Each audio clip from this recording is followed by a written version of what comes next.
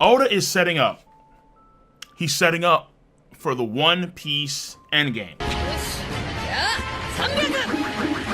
And from the latest chapter of One Piece 1010, Monkey D, Luffy, and Zoro, full power, have made tremendous strides to the endgame of the series. First of all, I want to give a big congratulations to myself. Yay! A pat on the back because I was right. My theory about Conqueror's Haki enhancing people's attacks came to pass in this chapter.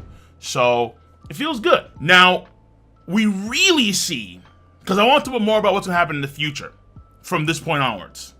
We really see now why Conqueror's Haki is feared. When top tier guys in Marineford War, like Kizaru, like Aokiji was like, no way, impossible. When Luffy first flexed that Conqueror's Haki, it's not just you can knock out entire armies in one go, which is extraordinarily powerful in itself, but also it's the attack buffs as well. So when all these top tier guys in Marineford War freak out, they must also have known that Luffy could have this potential to have attacks that could be hauntingly powerful, because maybe in the future one day this young buck could combine his Conqueror's Haki with his own attacks. Since the series is going to probably end within the next, let's say, 3 to 5 years, and things like Zoro versus Mihawk, things like Shanks versus Blackbeard, potentially. Things like Luffy versus Blackbeard. The final war. These things are happening far sooner than we think. And I argue that Wano Country's ending this year. Mind you, all these things are still going down, and we're still in Act 3. I'm pretty sure come next chapter, 1011, 1012, and so on, we're still going to be in Act 3. I think it's a safe bet to say, yeah, Wano Country's ending this year. So with that in mind, now let's talk about the color of Conqueror's Haki in terms of the main character himself, Monkey D. Luffy, and how this impacts Luffy and the future of the series. Luffy, at this point in time, will continue to fight against Kaido one-on-one. That's my belief. Luffy may not beat Kaido one-on-one because of Yamato. I feel like Yamato has to be up there in some capacity. Keep in mind this too. She does have a Duffer power. I'm willing to bet that she won't fight against any of the Flying Six, because they're, I think, at this point in time, preoccupied. I don't see fight against any of the commanders like Queen or Jack or King. So Yamato has to play some kind of role. She has to. Yes! And so in my mind, her and Luffy against Kaido come the very, very, very end, I think is relatively appropriate. Also for Luffy, he has entered the top 10 as a result of Last Chapter, One Piece 1010. So I can say at this point in time that Luffy is now encroaching upon the strength of one Dracula Mihawk, I would argue. Age 19. Mihawk is in my top 10, but in like the first half of the top 10. So if Luffy's in the top 10 now, then he has to be encroaching on that territory. So I'm not too sure at this point in time if Luffy's showing, let's say, someone like Aokiji, or someone like Akainu, or someone like Dragon, or someone like Mihawk. But I can say he's probably stronger than, let's say, Fujitora, or Green Bull, in theory, or Ben Beckman. People like that. I can't put Luffy in the first division commander spot anymore, because he's gone through several power-ups, several buffs in this one arc. The Rio was one thing, but at the Conqueror's Haki, it's over. Luffy has truly reached that level. And the key thing here, again, is going to be fighting against Kaido one-on-one. Yamato may come in, but one-on-one for a period of time by himself. He's in that camp. And this harkens very smoothly with the words of one Dan Chinjiao. To this day, Dan Chinjiao's words stand true. Surpassing the admirals, surpassing the Yonko, surpassing the Pirate King Gold D. Roger himself. Luffy, in this arc, has made tremendous steps in these regards. Absolutely. After this arc, if Kaido is defeated it would make sense for Luffy to make Wano Country his own territory. And I think that Fishman Island may soon follow in suit. So Luffy is going to have at least one territory in the New World in Wano Country. Luffy is soon to become an emperor of the sea. Not because Sesame Street Big Bird said so. No. It's because he can actually prove that. He is going to gain the last two factors he needs to become a Yonko come the end of this arc. I've always said before that he has 2 out of the 4 requirements for a Yonko. Prestige and military might. He has the Grand Fleet and he has prestige. All he was lacking was the New World territory and the actual combat ability. Luffy is right now in the process of attaining that combat ability, and after this arc, if Kaido's defeated, I don't see why Wano Country wouldn't be one of Luffy's territories. Outside of the reason of, well, they've already been controlled by one pirate, so they wouldn't want another one. However, this person would be the savior of Wano Country. Of course, he won't actually rule like an emperor. Obviously not, that's not how he rolls. But from a world view perspective, on top of defeating Kaido, that's going to be a huge shift in Luffy's prestige. And I think in the next arc, now we know that in this arc we're seeing a lot of Conqueror stuff. In the next arc, Awakening. And that should be his last, I think his last major power-up until maybe even like the final war.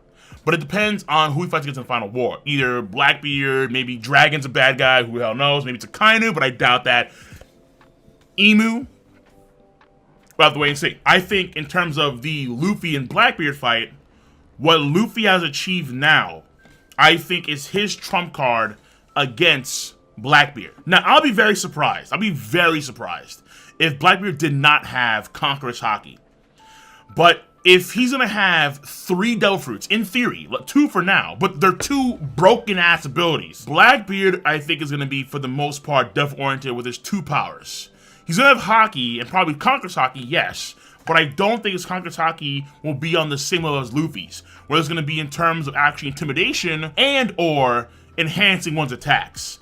This is going to be Luffy's trump card against Blackbeard, most definitely. And because of this chapter of One Piece, I think it's very, very, very safe to say that Luffy's rivals have dwindled down to just that one dude, Blackbeard. I know a lot of folks had high hope for Eustace Captain Kidd, but Kidd's been looking very, very mid. I'm sorry. Look at this dude. Wait till you see the. No.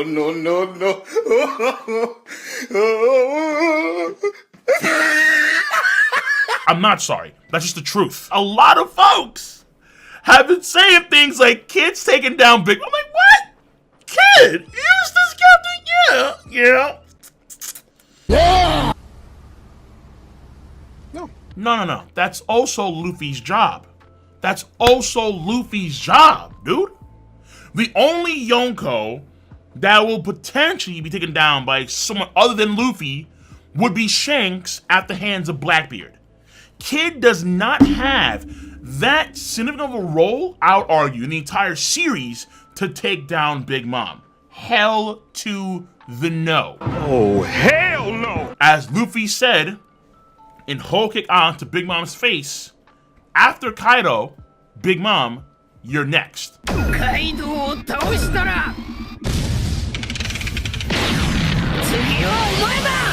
I think that's when Earthsea happened, where Luffy and Big Mom, either back in Whole Cake Island, either in Elbaf, either, let's say, back on Fishman Island, wherever, Luffy and Big Mom one-on-one.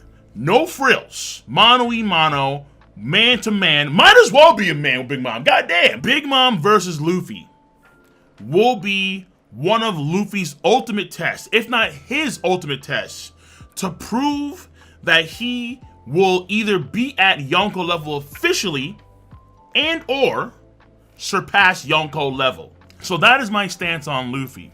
And what's going to happen in the near future now that we know that Luffy has achieved this level of Conqueror's Haki. The next thing, Conqueror's Haki, Zoro.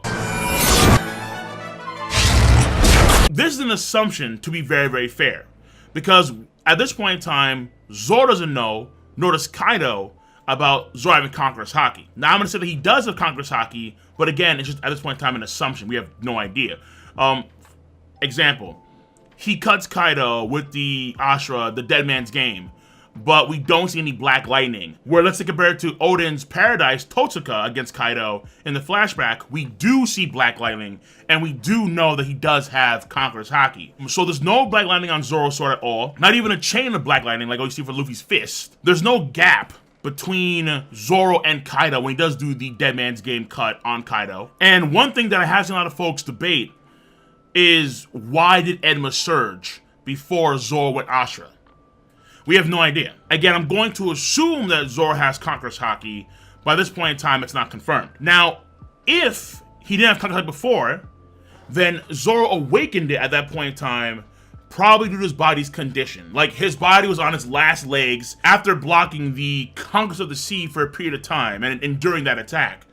And as a result of that, he probably awakened that in the final second when he did the Dead Man's Game. Because it's clear that he didn't use it beforehand at any point in time in the past, but he awakened it at that moment to give Kaido that permanent scar. The way I see Ashura, and I did a video like years ago, I think it was like 2012, 2013, where I said back then that Ashura was armament Haki. So since Zoro has always had Ashura, this means that Ashura itself is not something that is Conqueror's Haki based, but armament Haki based. So if Zoro is utilizing Conqueror's Haki in that moment, then Zoro could actually be combining his armament Haki with his Conqueror's Haki in a very unique way to Zoro. Because according to Oda, Zoro's affinity for Haki is armament Haki and not Conqueror's Haki. So the reason why we don't see the Black Lightning effects for Zoro's Dead Man Game, or the gap of space that we see with Luffy, and other things that would note to Conqueror's Haki in Let's Say Someone's attacks, would be maybe because for Zoro it's unique. However, I can't say that it's a Black Blade. The Black Blade aspect was introduced early on in the arc, so the reason why Enma could have surged may actually be a Black Blade thing before he did cut Kaido. But nor Oden or Roger have Black Blades, then it's safe to assume the Conqueror's Haki addition to one's attacks for swordsmen, the outcome of that does not mean a Black Blade. A true Black Blade, like Mihawk. Which actually means that Conqueror's Haki, what Zoro did, does not confirm that Mihawk has Conqueror's Haki. He may have Conqueror's Haki, but because we know that Black Blade, at this point in time, based on Rogers and Oden, that they themselves didn't have Black Blades, we then can't say that Mihawk has Conqueror's Haki. So, just like how Conqueror's Haki is Luffy's trump card, probably, against Blackbeard, if Zoro has Conqueror's Haki, then that could be his trump card against Mihawk. If Mihawk does not have Conqueror's Haki. And in a general sense, the Conqueror's Haki reveal of the attack buffs is the gateway to end of series power for many people across the board. At this point in time, Luffy, clearly, and maybe Zoro. This also confirms that Shanks has this. I've been telling, me and the Aussies of the Red Force podcast have been saying it for years now. Shanks is the God King of One Piece. He is the strongest dude in the series, and he's in Kaido's top 5. He's the only person alive in Kaido's top 5. There's a reason why when Shanks rolled on in, even Blackbeard on a power high was like, yo, shit, this nigga. Motherfucker rolled on in like he was LeBron James, prime LeBron James, and he was going to a high school, ready to dunk on some kids. He would embarrass these boys. And they walk, you got it, Chief, my bad, we'll bounce. Shanks is God King. Minimum, I'd argue, stronger than Kaido. Look, Shanks has this stuff. And it was alluded to, I think, way back when. Not only when Shanks first used his Conqueror's Haki on Whitebeard's ship and his will was actually damaging the ship itself, showing us that Shanks's Haki, his willpower, was even a cut above the rest, like several cuts, like he was fucking Wagyu steak. But also in the video games, in the Pirate Warriors video games, specifically in Pirate Warriors 3, with Shanks utilizing red lightning. And that's just the fact. I want to go as far as to say that Shanks is a Haki master in all assets. So the unique way that potentially Zoro combined his armor Haki with his Conqueror's Haki instinctively via the Dead Man's Game, maybe Shanks can do something similar and not just have red lightning, but have also unique ways of combining his Conqueror's Haki with his armor Haki. Or even potentially his observation Haki. Yes. I like it. See, Conqueror has done one thing that we have not seen anyone else do to this point in time, which is hear the future. Luffy can kind of see the future, but it's based on attacks and intent. Conqueror seems to operate just outside of that. To this day, we haven't seen Luffy do that, but Conqueror has done so repeatedly, and Conqueror can hear the future. And we know that Conqueror has also Conqueror's Haki. So maybe he's doing that, but that's a big maybe. However, what I do want to say, outside of Conqueror, is there is a technique that Shanks does in Pirate Warriors 3, where he's actually able to perceive time slower via his observation Haki. Maybe Shanks is combining his Conqueror's Haki with his observation Haki to perceive time slower. Like on some Dio Brando action.